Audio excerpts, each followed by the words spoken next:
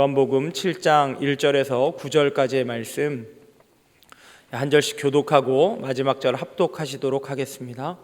제가 1절 읽습니다. 그 후에 예수께서 갈릴리에서 다니시고 유대에서 다니려 아니하심은 유대인들이 죽이려 함이러라. 유대인들의 명절인 초막절이 가까운지라.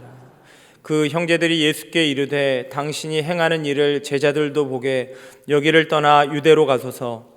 스스로 나타나기를 구하면서 묻혀서 일하는 사람이 없나니 이 일을 행하려 하거든 자신을 세상에 나타내소서 하니 이는 그 형제들까지도 예수를 믿지 아니함이로라.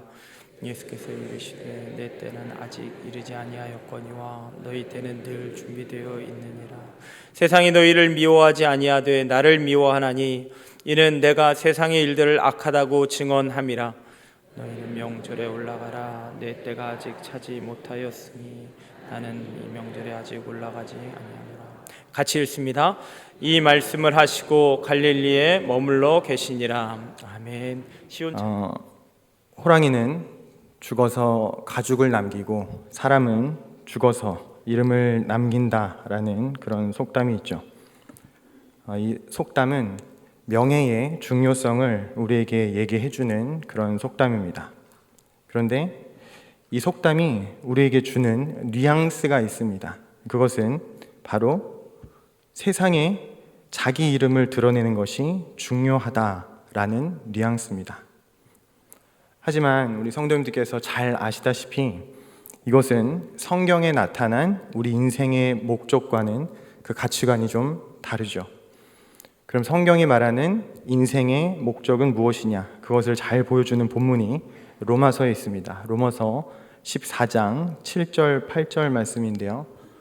저와 함께 읽어보겠습니다. 시작. 우리 중에 누구든지 자기를 위하여 사는 자가 없고 자기를 위하여 죽는 자도 없도다. 우리가 살아도 주를 위하여 살고 죽어도 주를 위하여 죽나니 그러므로 사나 죽으나 우리가 주의 것이로다. 아멘. 우리 그리스도인들은 우리 이름을 위하여 사는 것이 아니라 하나님의 이름을 위하여 삽니다. 그래서 모든 찬양에 하나님께 영광, 모든 기도에 주님께 영광이라는 그 고백이 늘 들어가는 것이죠. 이것이 우리 인생의 목적입니다. 우리가 학습 세례 교육할 때도 배우는데요. 성도로 산다는 것의 기초로서 웨스트민스터 소요리 문답 제1문답은 이렇습니다. 질문, 사람의 제1되는 목적이 무엇입니까? 답, 사람의 제1되는 목적은 하나님을 영화롭게 하는 것과 그를 영원토록 즐거워하는 것입니다.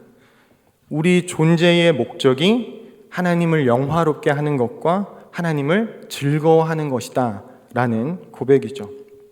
우리는 우리 이름을 드러내기 위해 살지 않습니다. 우리는 하나님의 이름을 드러내어 하나님을 영화롭게 하고 하나님의 이름이 높아지게 하기 위해서 삽니다. 이것에 대해서 시편 기자도 이렇게 노래하는 것을 우리가 볼 수 있습니다. 시편 106편 8절 말씀입니다. 그러나 여호와께서는 자기 이름을 위하여 그들을 구원하셨으니 그의 큰 권능을 만인이 알게 하려 하심이로다. 왜 우리가 하나님의 이름을 위하여 살아야 하는가에 대해서 이 시편 저자가 우리에게 얘기해주고 있는 것은 하나님이 우리를 구원하시고 우리에게 은혜를 베푸셨기 때문이라는 것입니다. 성경은 우리에게 우리가 누리게 된 그리고 누리게 될 그 은혜의 구원의 목적을 분명히 하는데 하나님께서 하나님의 이름을 위하여 우리를 구원하셨다라는 겁니다. 물론 우리 안에 이생의 자랑, 즉 자기 이름을 드러내기 위한 그 명예의 욕망과 하나님의 이름을 위하여 살고자 하는 성령의 의지 간의 씨름이 없을 수는 없습니다. 그러나 그 안에 성령이 계시는 자들은 결국 하나님의 이름을 위하여 살아가게 된다라는 것이죠. 하지만 결코 쉬운 씨름은 아닙니다.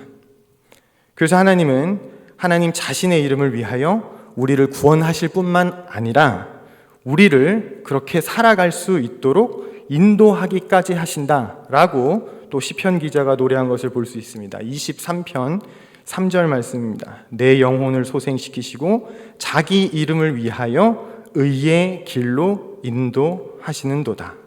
그래서 이 구원받은 사람들, 은혜를 아는 사람들은 절대 자기 이름을 세상에 드러내기 위해 살지 않습니다. 그리고 하나님은 하나님의 이름을 위하여 살아가는 사람들의 길을 틀림없이 인도하십니다. 그것이 성경이 우리에게 약속하고 있는 하나님의 말씀이죠. 그리고 예수님께서도 이렇게 말씀하셨습니다. 우리 잘 아는 구절인데요. 마태복음 6장 33절 우리 한 목소리로 함께 읽어보겠습니다. 시작.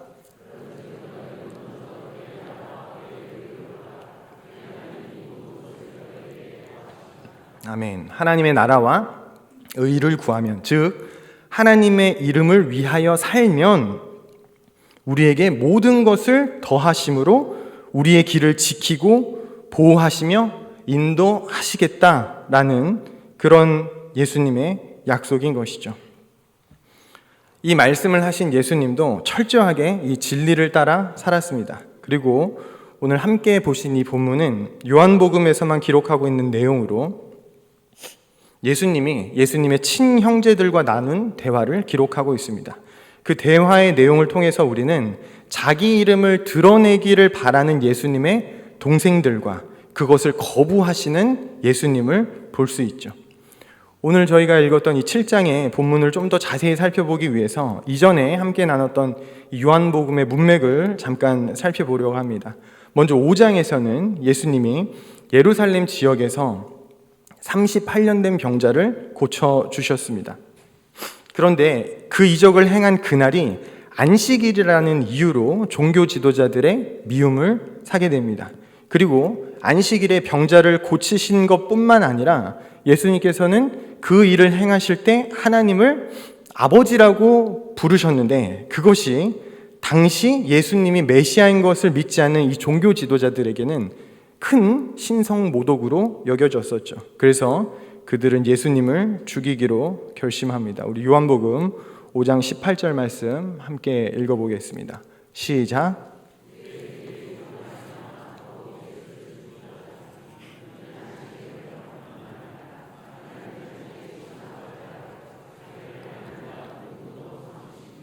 아멘. 네. 그리고 그 후에 6장에서 예수님은 갈릴리 지역에서 오병이어 사건을 일으키셨습니다. 그리고 그 이적은 많은 사람들을 흥분하게 만들었죠. 왜 흥분했냐면 적은 음식으로 많은 사람들을 배불리 먹이니 이 사람이면 우리가 먹고 살 걱정을 없게 해줄 거다라는 그 기대감이 그들 안에 차올랐던 것입니다. 그래서 그들은 예수님을 왕으로 삼기 위하여 예수님을 따라다녔습니다. 그런데 제 인간적인 생각에는요, 예수님은 정말로 왕으로 오신 분이잖아요. 예수님은 정말 왕으로 오신 분이니까 그 이적을 통해서 예수님을 그 따르는 사람들의 환호에 힘입어서 예수님이 하시고자 하는 그 사역을 융통성 있게 이어가시면 될 텐데, 예수님께서는 그렇게 하지 않으십니다. 오히려 그들을 혼란스럽게 하셔서 그들을 쫓아내십니다. 예수님께서 오병이어 이적을 경험하고 자신을 쫓아다니는 사람들에게 이런 말씀을 하시는데요. 요한복음 6장 26절 27절입니다. 예수께서 대답하여 이르시되 내가 진실로 진실로 너희에게 이르노니 너희가 나를 찾는 것은 표적을 본 까닭이 아니요 떡을 먹고 배부른 까닭이로다. 썩을 양식을 위하여 일하지 말고 영생하도록 있는 양식을 위하여 하라. 이 양식은 인자가 너희에게 주리니 인자는 하나님 아버지 하나님께서 인치신 자니라. 54절, 55절 이어서 계속 말씀하시는데 내 살을 먹고 내 피를 마시는 자는 영생을 가졌고 마지막 날에 내가 그를 다시 살리리니 내 살은 참된 양식이요 내 피는 참된 음료로다. 이런 말씀입니다. 내가 줄 음식은 너희가 먹은 그 떡이 아니라 바로 나 자신이야. 내가 생명의 음식이야.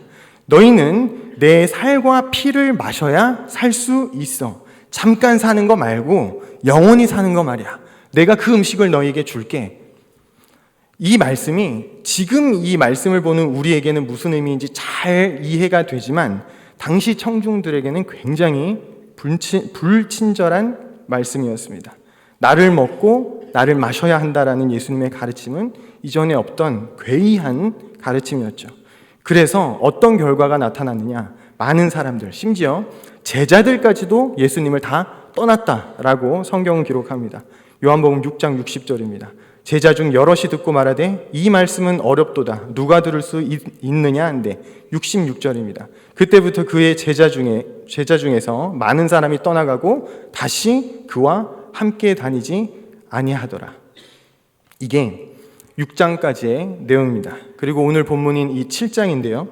오병이어 사건뿐만 아니라 많은 이적이 갈릴리에서 일어났었기 때문에 갈릴리에 살았던 예수님의 동생들도 예수님을 따라다니면서 그 모든 과정을 다 지켜보았을 것입니다. 예수님의 동생들도 오병이어의 이적을 그 자리에서 경험했거나 아니면 그 소문을 들었을 것이고, 떡을 먹고 예수님을 왕으로 삼으려고 예수님을 쫓아다니던 사람을 보거나 들었을 것입니다.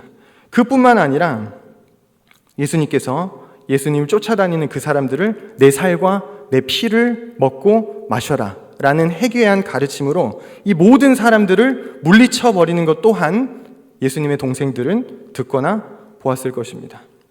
아마 그 동생들은 이렇게 생각했을 것입니다.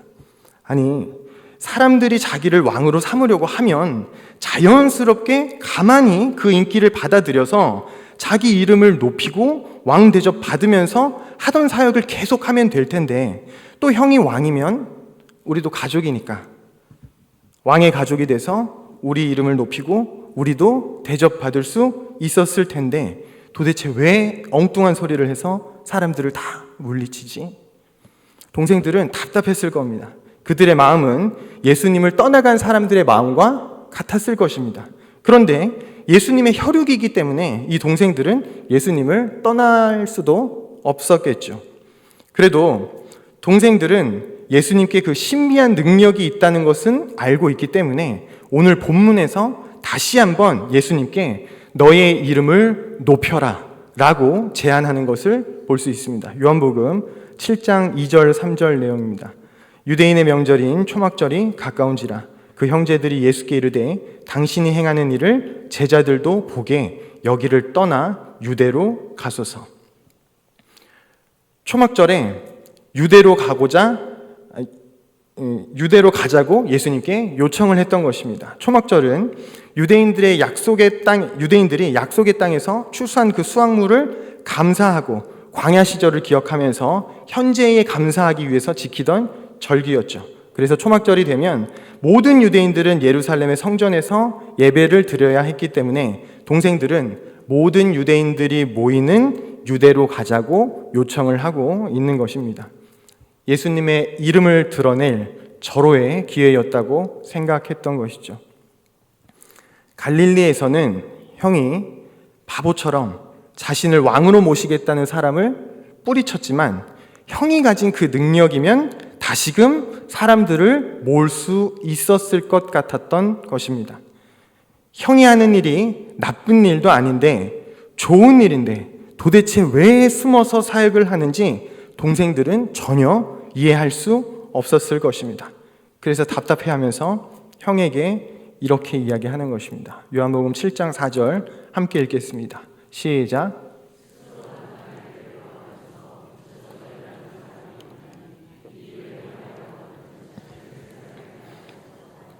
네, 이런 얘기입니다. 보니까 형이 메시아인 걸 알리고 싶어 하는 것 같은데 그럼 세상에 형을 드러내야 할 거 아니야. 이만한 기회가 없어. 더 넓은 무대로 갑시다.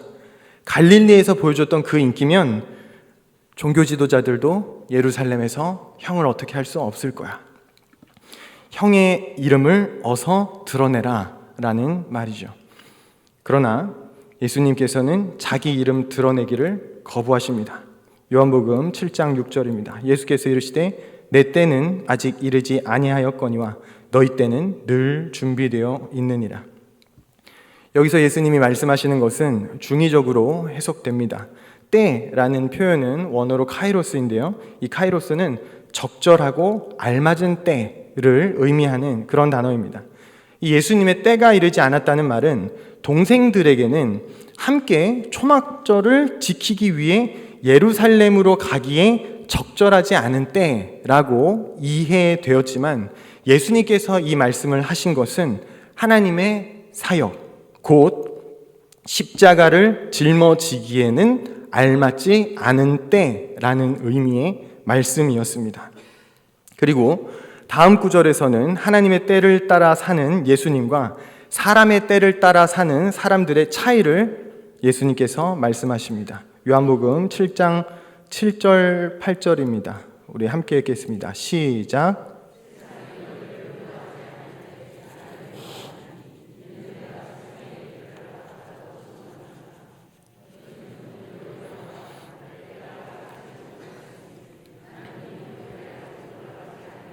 아멘. 세상이 너희를 미워하지 아니하되 라고 예수님께서 말씀하고 계신데요, 당시 예수님의 동생들과 같이 사람의 때를 따라 사는 사람들은 세상의 미움을 받지 않습니다. 사람의 때란 세상 사람들이 적절하고 알맞다고 여기는 때를 의미합니다.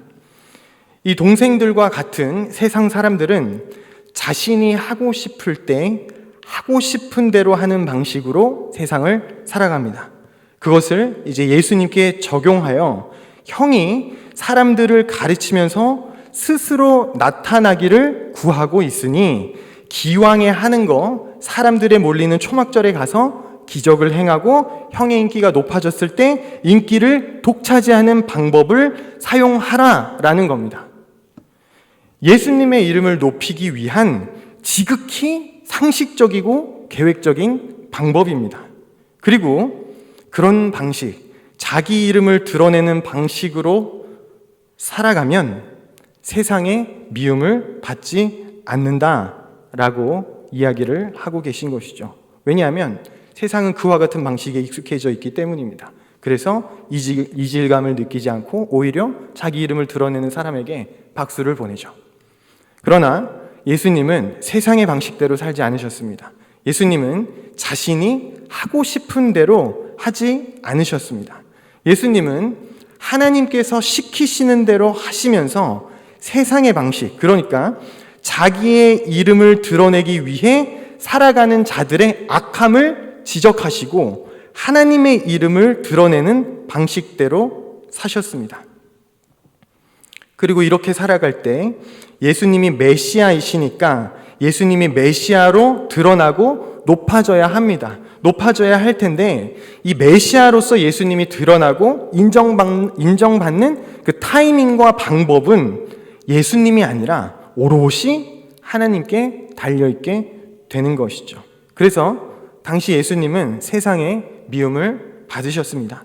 33년 된 병자를 이적으로 고쳐주셨습니다. 그런데 영광 받으시는 것이 아니라 욕을 먹으셨고 오병이어의 이적을 베풀어 주셨습니다. 그런데 영광 받으시는 것이 아니라 사람들이 떠나갔습니다. 그때가 예수님이 메시아로 높아질 하나님의 때가 아니었기 때문이겠죠. 메시아로서 예수님을 위한 하나님의 때는 바로 예수님이 죽으시고 난 이후였습니다. 예수님은 십자가에서 죽고 부활하신 이후에야 메시아로서 높임을 받으셨습니다. 그리고 지금 우리도 예수님의 이름을 높이고 예수님의 풍성한 유산을 누리고 있는 것이죠. 이 예수님의 동생들과 같이 세상은 자기의 이름을 드러내고 나타내어서 세상의 인정을 받아야 한다라고 말합니다. 그런 모습이 미디어에서도 잘 나타나는데요. 한때 미디어에서 오디션 프로그램이 유행한 적이 있습니다. 자기 실력으로 자기 이름을 드러내고 자기 삶을 나타내서 사람들에게 인정받고 성공하게 만드는 것입니다. 그리고 시청자들은 거기에 열광하는 것이죠. 내가 좋아하는 누군가의 이름이 드러나고 나타나는 과정을 보면서 함께 기뻐하며 대리만족을 느꼈던 것입니다. 또 최근에 넷플릭스에서 흑백 요리사라는 프로그램을 진행한 적이 있습니다.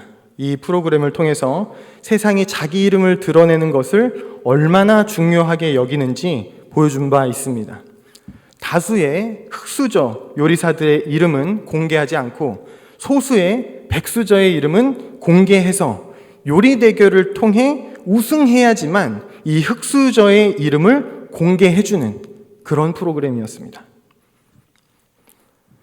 그러나 앞서 말씀드린 바대로 우리 그리스도인들에게 자기 이름을 드러내는 건 인생의 목적이 될 수 없습니다. 왜냐하면 우리는 잘 압니다. 드러나고 나타나도 그 이름의 영광은 잠깐이기 때문입니다. 앞서 흑백 요리사의 예를 들었는데 이 프로그램에 출연했던 요리사들이 정말 유명해졌습니다. 그래서 많은 프로그램에 출연하고요, 유튜브에 출연합니다. 그런데 우리는 잘 압니다. 그 인기 그거 정말 잠깐이라는 거야. 곧 잊혀지고 말 거라는 거야. 그동안 대중의 변덕스러운 관심에 반짝 떴다가 사라진 연예인들은 셀 수도 없습니다. 그런데 또 그런 연예인들을 불러다가 다시 이름을 드러내주겠다는 프로그램도 있었습니다. 슈가맨이라고. 과거의 이름을 날렸던 사람들, 그 잊혀진 사람들을 다시 불러오는 그런 프로그램이었습니다. 그 사람들도 그 슈가맨에 다시 나오면 그때 잠깐 반짝하지만 그 인기 또 얼마 안 갑니다.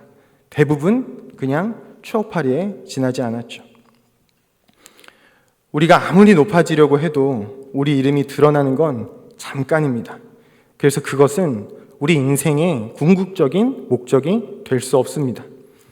예수님께는 이름이 드러나는 게 중요하지 않았습니다. 그건 예수님 인생의 목적이 아니었습니다. 예수님께는 자신의 이름이 드러나는 것보다 더 중요한 궁극적인 목적이 있었는데 그것은 하나님의 이름이 드러나는 것이었습니다. 그리고 하나님의 이름이 드러나는 구체적인 방법으로서 어떻게 행하셨냐면 하나님께 순종하셨습니다. 이것을 예수님은 요한복음에서 앞서 이렇게 말씀하셨습니다. 요한복음 4장 34절 말씀입니다. 예수께서 이르시되 나의 양식은 나를 보내신 이의 뜻을 행하며 그의 일을 온전히 이루는 이것이니라. 요한복음 6장 38절에서는 이렇게 말씀하십니다. 내가 하늘에서 내려온 것은 내 뜻을 행하려 함이 아니요 나를 보내신 이의 뜻을 행하려 함이니라. 그래서 예수님은 38년 된 병자를 고치셨는데 종교 지도자들의 미움을 받으셨던 것이고 오병이어의 기적을 행하셨는데 제자들을 떠나게 만드시는 말씀을 하신 것이고 이름이 드러나길 바라시는 줄 알았는데 이름을 드러내지 않으시고 왕으로 오셨는데 왕이 되지 않으시고 십자가에서 죽으셨던 것입니다. 예수님의 이 행적은 자신의 인기를 쫓지 않고 하나님께 순종한 결과였습니다. 세상은 계속해서 자기 이름을 드러내라 라고 말합니다. 그러나 하나님은 너의 이름 말고 내 이름을 드러내라 말씀하십니다. 예수님이 하나님의 이름을 드러내시기 위해서 무엇을 하셨다고요? 순종하셨습니다. 시작할 때 말씀드린 것처럼 예수님을 믿는 사람이라 할지라도 그 안에 이생의 자랑, 즉 자기 이름을 드러내기 위한 그 명예의 욕망과 하나님의 이름을 위해 살고자 하는 성령의 의지 간의 씨름은 끊임없이 일어납니다. 그리고 성령을 따라 순종하는 사람들은 그 믿음을 삶을 살아가면서 증명해 나가겠지만 자기 이름을 드러내고자 하는 그 명예의 욕망, 이생의 자랑에 사로잡힌 사람들의 끝은 추하고 비참할 것입니다. 일전에 임광 목사님께서 삶의 마지막까지 쓰임받는 하나님의 사람이라는 책을 통해서 이야기를 전해주신 것이 저는 잊혀지지가 않습니다. 빌리 그레엄과 동시대를 살면서 미국의 부흥을 이끌었던 척 템플턴과 브론 클리포드가 결국 그들 자신의 이름을 위한 삶을 살다가 한 사람은 하나님을 떠나갔고 한 사람은 처량하고 보잘것없이 인생을 마무리하게 되었다는 이야기를 들려주셨던 것입니다. 그 책의 저자는 목회자들 가운데 마지막까지 하나님의 이름을 위하여 사는 사람은 10분의 1이라고 말을 합니다.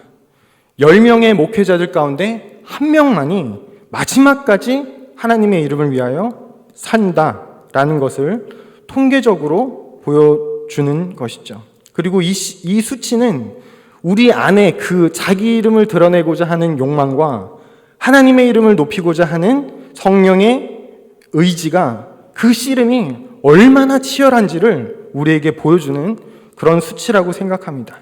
그리고 이것이 비단 목회자들만의 이야기는 아닐 거라고 생각하고요. 말씀을 정리하겠습니다. 예수님의 동생들은 예수님이 능력이 있으면서 자기 이름을 드러내지 않는 것을 굉장히 답답해했습니다. 그리고 세상은 이처럼 자기 이름을 드러내는 것이야말로 인생의 목적인 양 여기고 가르칩니다. 그러나 예수님은 우리가 자기 이름이 아닌 하나님의 이름을 드러내야 한다고 말씀하십니다. 어떻게 하나님의 이름을 드러낼 수 있을까요? 그것은 하나님께 순종하는 것입니다.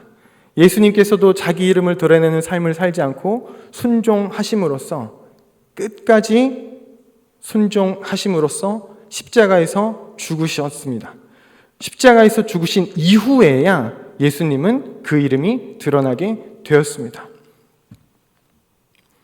우리도 예수님의 본을 따르기를 원하는 것이 성경의 가르침입니다. 우리 안에 성령님이 계시죠. 그리고 성령께서는 우리 각자에게 요구하시는 순종의 구체적인 내용들이 있습니다.